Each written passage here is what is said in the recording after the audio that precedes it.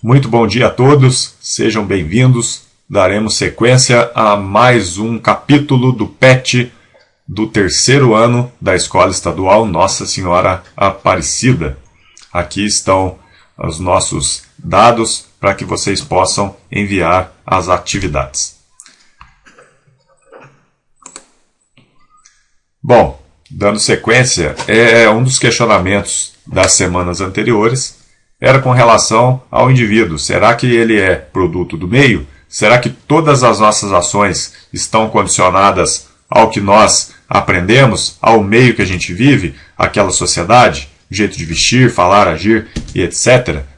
E aqui estão alguns capítulos que nós vamos relembrar rapidamente da questão da socialização, que ela nos possibilitou a agir de formas diferentes ao longo dos anos e interagir com as pessoas, né? A questão da socialização, ela nos condiciona, elas moldam o nosso caráter com relação aos outros indivíduos, e ela traz agora o tema que é da semana 3, ou um dos temas, que é com relação à coerção social. Todo esse convívio que nós tivemos com as pessoas e grupos nos torna cada vez mais responsáveis e dentro de algumas normas e regras que nós temos que seguir, e aí se faz a coerção social. Como vocês podem ver aqui numa imagem, está uma mão muito grande e um indivíduo pequenininho, porque ele está submisso àquela determinação de um determinado grupo. Ou seja, o indivíduo ele faz parte de um grupo que ele tem que agir conforme as regras e as leis da sociedade na qual ele vive, independente das suas escolhas ou opinião. Exemplos clássicos agora.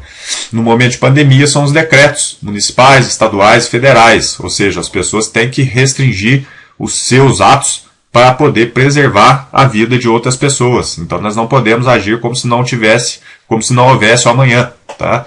Os comércios, sobretudo as indústrias, têm que trabalhar com algumas restrições para ajudar a frear o avanço do coronavírus.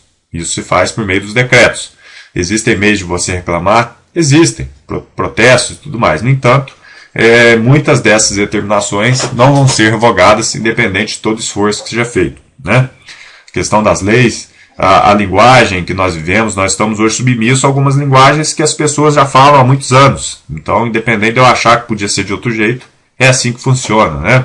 As regras dentro da nossa casa. Para quem é adolescente, tem horário para sair de casa e tem horário para chegar. Você tem que seguir aquela formação da sua família, as informações, tem que respeitar os pais, porque aquelas regras estão dentro da instituição família. Né? Então, você pode, de repente, questionar e achar que aquilo não está certo, mas você tem que seguir. Ok? Dentre outros exemplos, claro. Né? Estrutura social. É todo esse organograma que a gente vive na sociedade, tudo que está inerente a uma ação humana, ou algo que nós temos que nos converter aí, né? Nós temos que seguir algumas coisas, e aí existe um sistema de organização da sociedade que decorre da inter-relação e posição nossa do status social.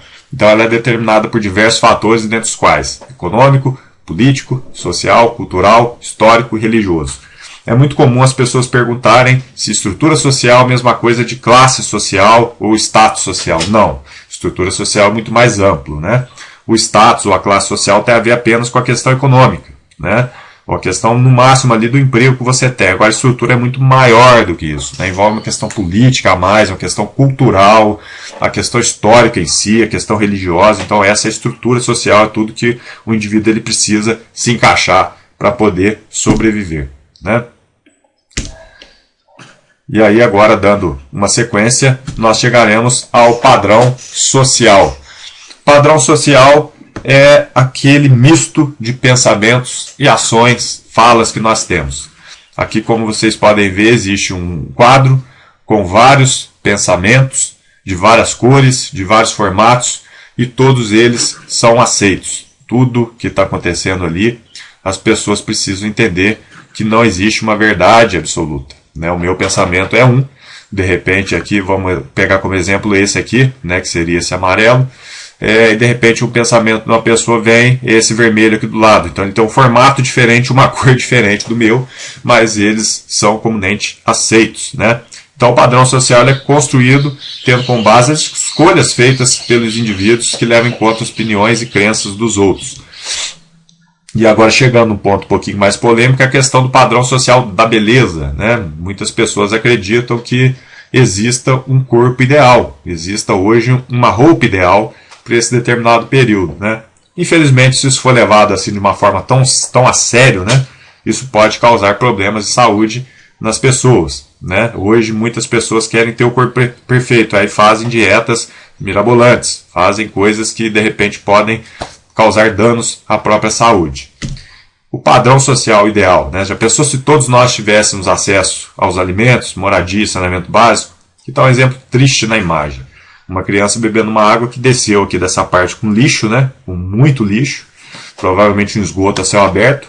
E aí, qual que é a condição que essa pessoa tem? Existe um padrão social de vida? Reflita.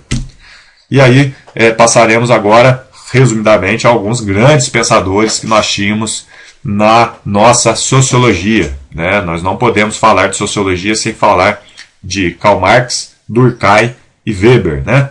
O Marx, ele era alemão, viveu aí no século XIX, no começo do século XIX, e ele era um crítico fervoroso do capitalismo e acreditava que o indivíduo tinha que ter a consciência de sua classe, né? Ele era uma pessoa que questionava o capitalismo por conta da exploração mesmo do indivíduo.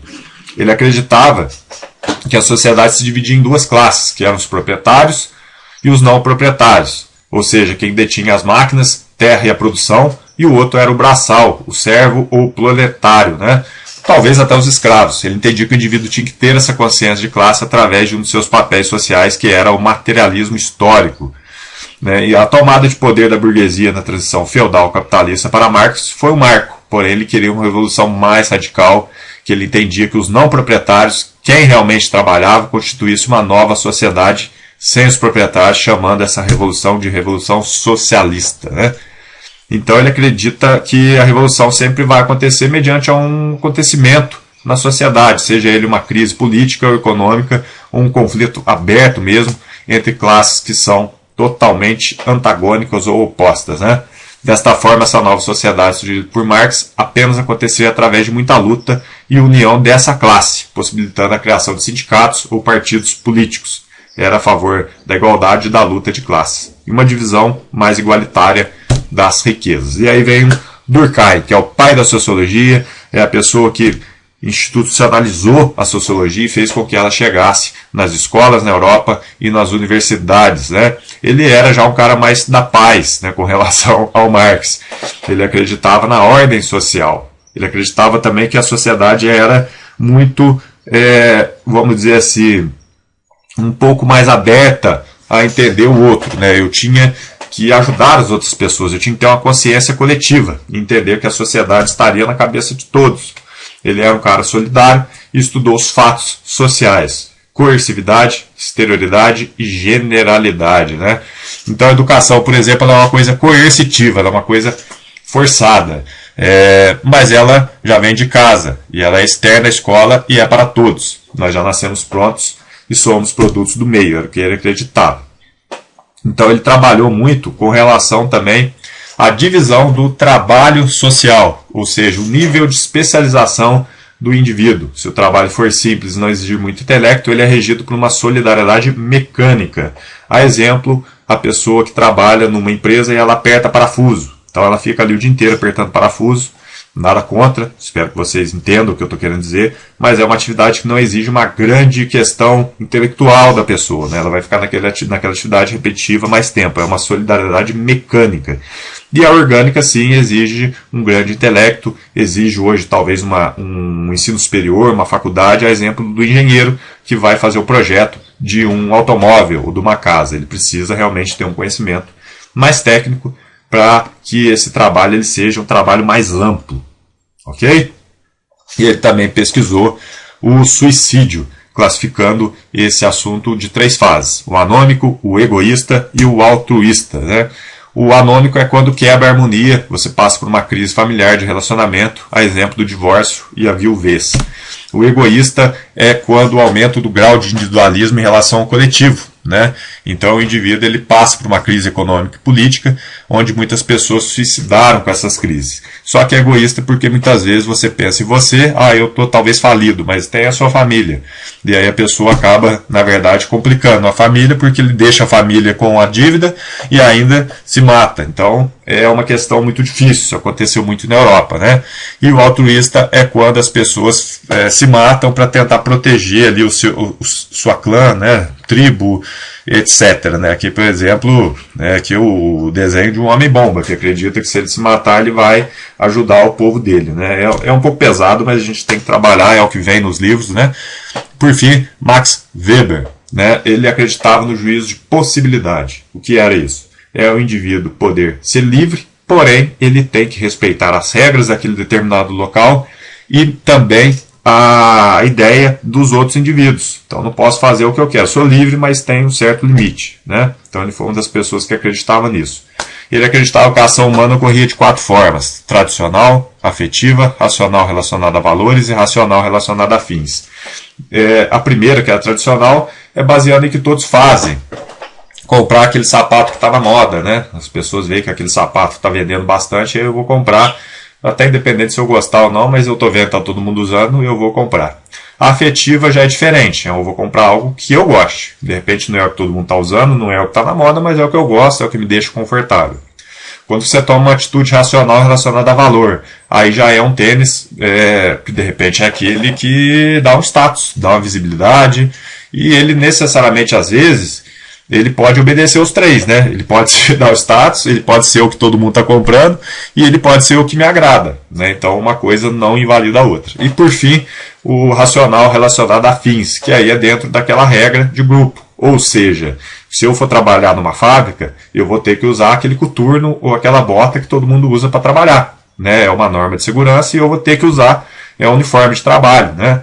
Ou, por exemplo, mesmo a camisa, a roupa mesmo de serviço. Esse exemplo eu dei como tênis, mas ele pode ser qualquer outro, né? Com camisa, com calça, com as suas atitudes no dia a dia. Eu só expliquei do tênis que eu achei que ficaria mais fácil. O Weber é o pai da burocracia. Ele entendia que o ser humano sim tinha um livre-arbítrio e a burocracia ela é um conjunto de normas para atingir um fim, né? Principalmente quem trabalha em setor público, prefeitura ou outro órgão que seja da questão pública, vê que tem a burocracia. Uma prefeitura não pode comprar um prego ou um parafuso sem ter licitação, sem passar pelos processos que precisam passar, né? Então aqui, fazendo um rápido comentário entre os 3, né, o Marx ele era a favor de manifestação política, de briga por terras, aumento de salário, condições de trabalho. Tem muitos livros interessantes do Karl Marx, principalmente o Capital, né, que é um dos mais famosos. O Durkheim ele já tinha uma opinião mais baseada em favor da ordem, e o Weber, autonomia para o seu indivíduo buscar o lugar na sociedade, mas sem passar por cima dos valores morais. E aí tem algumas perguntas do PET sobre estrutura social, com relação às normas sociais e principalmente aí a questão das regras. Nós podemos viver numa sociedade sem normas e regras? Então fica aí essa discussão para que vocês possam terminar o exercício e nos enviar. Muito obrigado e passem bem.